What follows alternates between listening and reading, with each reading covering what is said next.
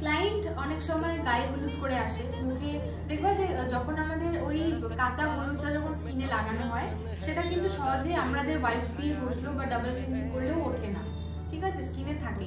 But সেই হলুদ colour মানে যে গায়ে হলুদের পর যদি স্টেনটা থাকে সেটার মধ্যে যদি ডিরেক্ট তোমরা ফাউন্ডেশন অ্যাপ্লাই করো তখন কিন্তু সেটা আস্তে আস্তে গ্রে কালার হয়ে যাবে।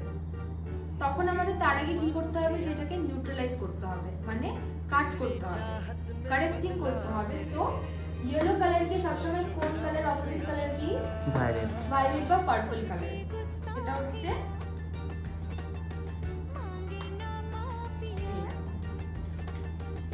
এই যে পার্পল কালারটা, ঠিক আছে।